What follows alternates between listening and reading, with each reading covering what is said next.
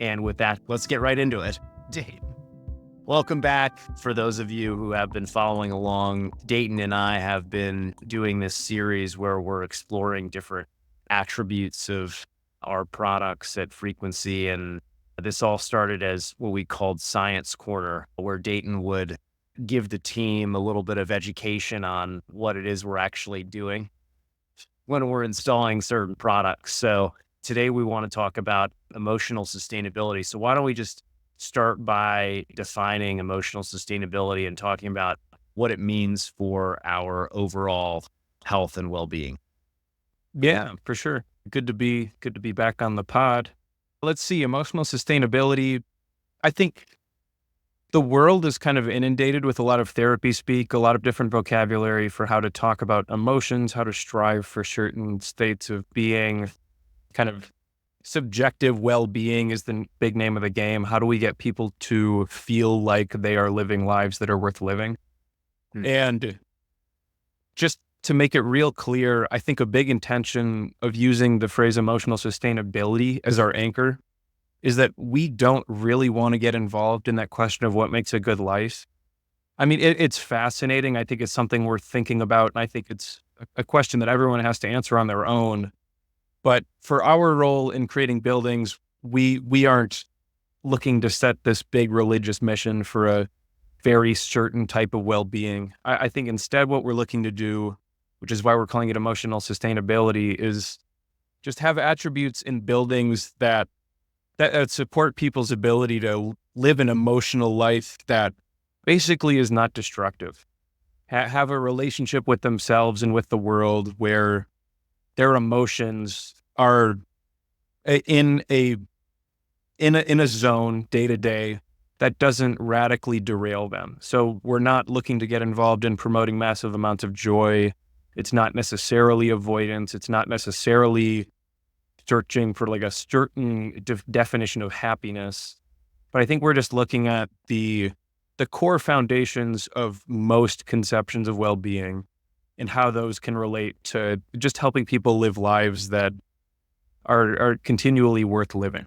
Between emotional sustainability and, a lot is said about now emotional intelligence, which I Yeah, sure. experience as understanding emotions, being able to empathize or understand others' emotions, but maybe drawing distinction between emotional sustainability, emotional intelligence, or even emotional resilience. Oh, that's a good question and an interesting distinction. I think one of the reasons that we steer away from emotional intelligence as a term that we rely on, I wouldn't say it's because it's wrong. I would say, again, it goes back to that idea of therapy speak, where I think emotional intelligence and EQ are phrases that are tossed around so often that they've had the time and like the volume of consideration and mention that I think the meaning of those phrases is kind of fractured. So they might mean a little different things to different people. Because I think for some people, they think of emotional intelligence as more of what you would call an intellectual empathy. So it's an intellectual ability to chart the possible paths of someone's brain and how a circumstance might affect their emotions given their history and kind of mental standing, where other people might consider emotional intelligence a very internal exercise, where you being emotionally intelligent is your understanding, and it could be a tactile understanding or an intellectual understanding of your own emotions. So I know for me personally, like I could probably rate my emotional intelligence in 4 or 5 different ways, because I think my intellectual understanding of my emotions is very different than like my tactile, actual feeling intelligence of my emotions. And I think it's the same when you're looking outward, like that tactile, the empathy that you feel versus the empathy that you have an intellectual understanding of what somebody's thinking. So I think emotional sustainability, it just avoids that fracture, and it avoids that many people have different conceptions of what that might mean. I think emotional sustainability is really clear. So it's a little bit of a narrower goal, but with that narrowness comes a very clear definition, or at least people know what we're shooting to create and support. Internal is kind of how we're feeling or digesting the world. external is how our body is interacting with the environment. Yeah. And you just Yeah. mentioned like particulate matter and air quality. I imagine that circadian rhythm is another one, right? Yes. Inflammation to circadian rhythm and sleep quality.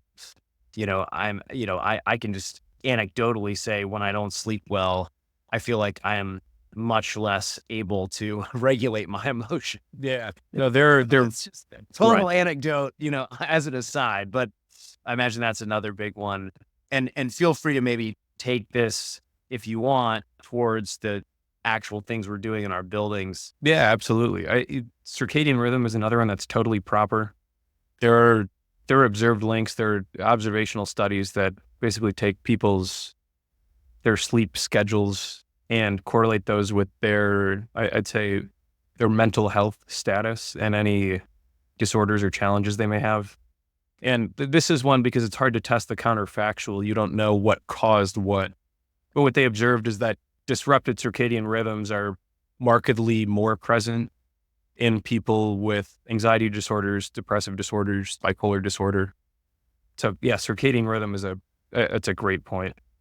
And the air quality stat that I think is really interesting, and I might have mentioned before, is there was a side-by-side community study that analyzed two communities of similar economic status. They controlled for most elements of what would affect somebody's subjective well-being, but one of them was right next to a highway with measurably higher levels of particulate matter. And the suicide rate in that town was 9% higher than the town that it was compared to. So these are all things that have very measurable effects on very big picture, very important statistics and outcomes. It's also really important to note that these have really material outcomes that can change people's lives.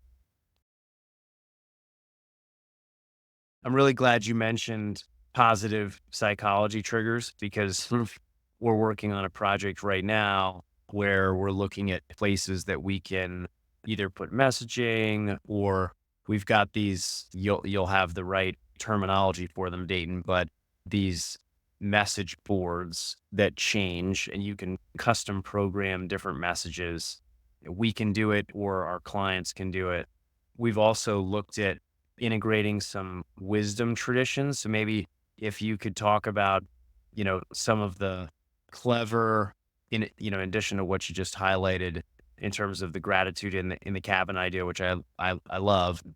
If you can talk a little bit more about other positive psychology, but then also jump into maybe some of the wisdom traditions that we've been leaning on and Yeah. spaces where we've integrated those and maybe those play more into the internal piece and the meaning piece also.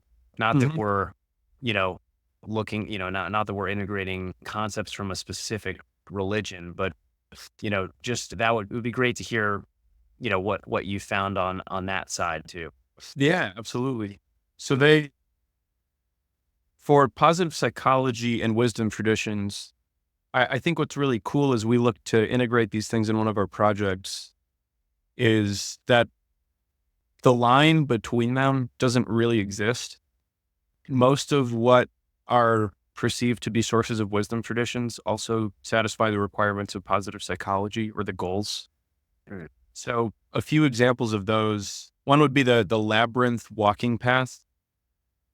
If people know what I'm talking about, if you don't know what I'm talking about, it's a pattern of a cool kind of circular maze that you can put on the floor or on the ground. And it's the simple act of you're supposed to walk the pattern inside of that maze. Labyrinths are cool because they support that sense of presence in a very physical way. So oftentimes the wisdom traditions or the tools for presence, like we talked about, are something more like meditation where it's very internal, unguided. The labyrinth walking paths are very cool because they draw people into the present moment in a very physical sense and into their bodies in a way that's active. So basically promoting a sense of energy flow while still having that consciousness. There are a number of different tools for presence that I would call them either visual or audio tools. What these can look like are certain sound chimes, or I think they'd call them singing bowls, a number of different tools like that, where you are creating a sound or having an experience that requires a certain amount of focus, because sometimes it is much easier to focus on one very specific sound or sensation than it is to hone your focus in a world full of stimuli. So we have a number of those tools that are really positive, and some people they consider them a member of a certain wisdom tradition, but realistically, they're playing on kind of tenets of focus and mindfulness that are universal.